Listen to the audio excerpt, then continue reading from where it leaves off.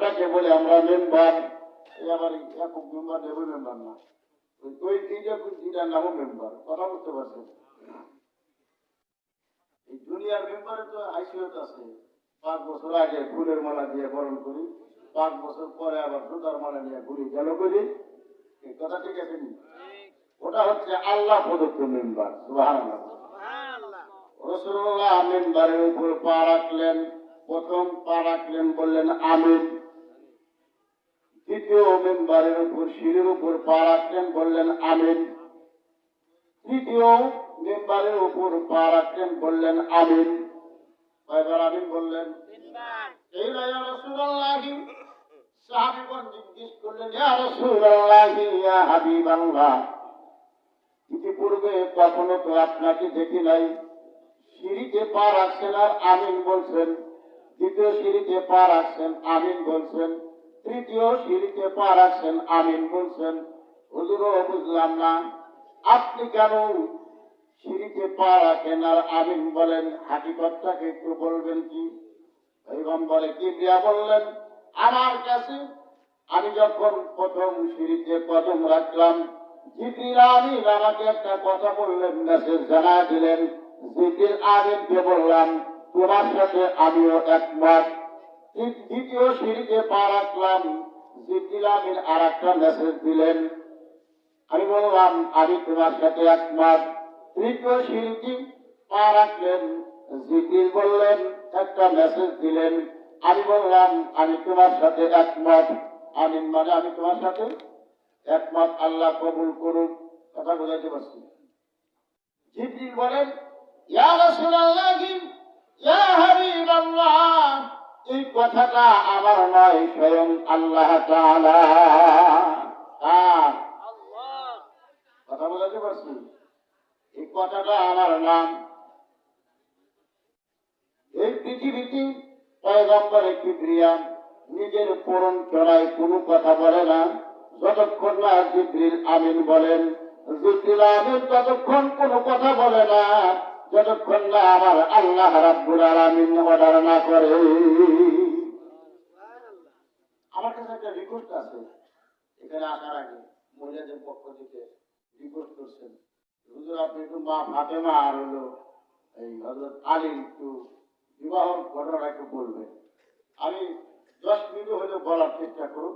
সেহেতু রমজান মাস, আমার দায়িত্ব প্রত্যেকে রমজানে একটু কথা না বললেই নয়, সেজন্য আমি একটু বলতেছি। তারপর আমি ওই আলোচনাটা অল্প 10 মিনিটে বলে ইনশাল্লাহ, এই জায়গা ধরেন 20 মিনিট আর ওই জায়গা ধরেন 10 মিনিট, আধা ঘন্টার মধ্যে ইনশাল্লাহ সেরকম থাকবেন তো ইনশাল্লাহ। না তাদের বিরক্ত লাগতেছে, বিরক্ত লাগার তো কথা না, কারণ এটা তো কোরআনের মাহফিল। কিসের মাহফিল?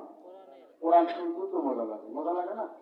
এই যে রোজা আসতেছে, কদিন পরে রোজা, বিকেল বেলা আর যে অস্থির বিরক্ত ক্ষুধায় যন্ত্রণায় আসলে পর হুজুরকে বলে, হুজুর কি আর ভালো লাগতেছে না, দিন যায় না, যারা রোজা রাখি। কথা ঠিক আছে, একটু রেডিও ছাড়েন না। রমজান মাসে বিকাল বেলা রেডিও ছাড়লে কি বাজে? কোরআন তেলাওয়াত বাজে না? মজা লাগে না? শুনতে শুনতে কখন যে ইফতারের সময় হয় নিজেরাই জানি না। আল্লাহু আকবার, বলে তো আল্লাহু আকবার, চিল্লায়া বলে আল্লাহু আকবার। আমার আপনার জীবনে আমরা এখানে যারা আছি সমস্ত মুসলমান আর কিছু পারিবা না বলে কমপক্ষে সূরা ফাতিহাটা মুখস্থ আছে, আসেনি নাই? আমি আপনাদের কাছে একটা প্রশ্ন করি, সূরা ফাতিহা জীবন কয়বার শুনছেন, কয়বার পড়ছেন? হিসাব আছে? ইমাম সাহেব পিছনে নামাজ পড়লে এই সূরাটা পড়ে। কথা ঠিক আছে? যে লোকটা 5 জায়গায় নামাজ পড়ে, এই লোকটা দিন রাতে কমপক্ষে 40 থেকে 42 বার শুধু সূরা ফাতিহা পড়ে আর শোনে। সুবহানাল্লাহ। জীবনে কোনোদিন মনে হয়েছিল খালি একই সূরা পড়ি আর শুনি? ইয়ার করুন না। এটা একটা গান, যত সুর হয় শুনছি, কয়টি শুনতে মন চায়, কয়বার শুনতে মন চায়? একটা স্টেজ, একটা গান, একটা শিল্পী যত সুরাই হোক, এক গান যদি 2 বার 3 বার 4 বার গায়, 5ম বারের মতো দর্শকের যে বলে দুটা ফুটে ফেলেন, আমার টেহা দেন সিগাটা খালি এক গান গায়। কথা ঠিক আছে?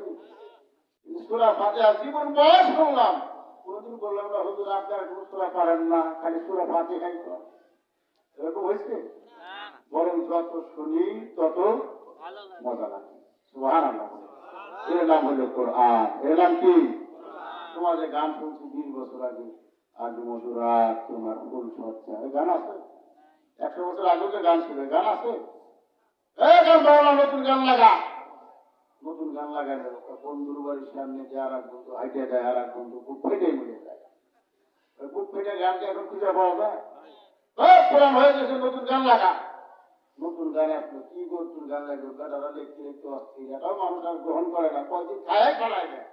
নতুন গানের লোক টুনির মায়ের কথা বলে না, কারণ টুনির মার গানকে এখন খুঁজে পাওয়া যায়? ফেলা আছে, নতুন গান লাগা। নতুন গান এলো 100% লাভ। এই গানও কয়েকদিন খুব চালাইছি, এখন আর চল না। এখন রাস্তা দিয়ে যায়, আমি তো রাস্তায় কম বেশি টুকটাক ওয়াশ টস করি, তো যাই, গভীর রাত্রিতে আসতে দেখা যায় গান বাজে। আমি তো ওয়াশ করে, তো আমার তথ্য দরকার পড়ে, অনেক কান ফেলাই, কানটারে বিপুল ভাবে দেয়, বুঝছেন? কিচ্ছু বুঝি না, বুকটা ফেটে যাওয়ার অবস্থা হয়ে যায়, ঢুম ঢুম ঢুম শব্দ হয়। এটা যে আমার কোন গান আমরা জানি, এই যে এখন বাজিতেছে না, ঢুম ঢুম শব্দ আমরা যেতে না, পরে রুগী বাড়িতে রুগী থাকে ভাই, ওই রুগী বলতে আর সময় লাগবে না, ডেলিভারি রুগী থাকলে খারাপ হয়ে যাওয়ার সম্ভাবনা। কথা ঠিক আছে? কি কয় আল্লাহ মাহমুদ জানেন, আর উইটে ফিরে ওই নেশান আছে। কথা ঠিক না বেশি? মিথ্যে কথা বললাম? যেগুলো কি ভালো লাগে?